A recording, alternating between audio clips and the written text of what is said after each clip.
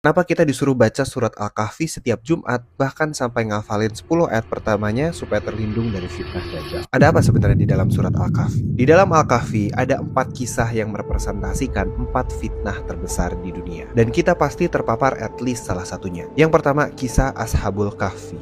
Fitnah iman. Cerita tentang sekelompok pemuda yang harus lari dari sistem yang rusak demi melindungi iman mereka. Sekarang kita hidup dalam sistem yang membuat sesuatu yang salah terlihat benar dan yang benar terlihat salah. Mendewa-dewakan tokoh agama sampai nggak boleh dikritik. Mengusik ibadah orang lain atas nama agama. Bahkan genosida atas nama janji Tuhan. Yang kedua, kisah pemilik 2 kebun. Fitnah harta. Cerita tentang seseorang yang kaya yang merasa semuanya adalah hasil dari usahanya. Harta memberikan ilusi rasa aman, rasa berhasil, status sosial, padahal harta hanyalah titipan dan amanah yang nantinya semuanya akan diaudit oleh Allah Subhanahu wa Ta'ala. Yang ketiga, kisah Nabi Musa dan Nabi Khidir.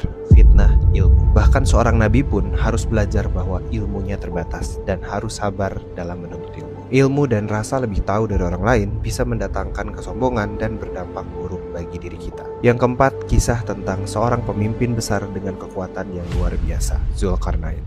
Fitnah kekuasaan. Kekuasaan bisa mendatangkan kebaikan atau kehancuran, tergantung dari siapa yang memegangnya. Kita udah lihat di dunia nyata, presiden dengan jabatannya bisa membuat susah rakyatnya sendiri, bahkan sampai seluruh dunia. Dan 4 fitnah ini bukan hal yang random, tapi 4 aspek yang dikejar oleh manusia di dunia. Iman, ilmu, harta, dan kekuasaan. Orang agamis rajin ibadah ritual, belajar agama bisa membuat mereka merasa lebih baik daripada orang lain yang gak belajar agama. Orang berilmu, sekolah tinggi-tinggi, kuliah ke luar negeri, merasa lebih baik, lebih rasional, lebih pinter daripada orang yang cuman belajar agama. Orang kaya, bisnisnya sukses, banyak duitnya, bikin mereka ngerasa lebih baik daripada orang yang sekolah tinggi-tinggi tapi gak bikin mereka kaya, bilang sekolah itu scam dan percuma sekolah tinggi-tinggi. Pejabat punya kuasa, ngerasa hebat karena bisa bikin pengusaha tunduk dan nyuruh-nyuruh orang pintar yang cuma jadi bawahan atau staf ahlinya. Dan sekarang semua ini terjadi, dan inilah fitnah Dajjal. Sosoknya belum muncul, tapi fitnahnya udah mendunia. Makanya dalam Al-Quran Allah kasih kita Al-Kahfi. Bukan cuma untuk dibaca dan dihafal, tapi supaya kita aware dan ngerti kurikulum ujian kita di dunia ini. Gitu guys. Save video ini dan share ke teman kalian supaya saling mengingatkan, oke?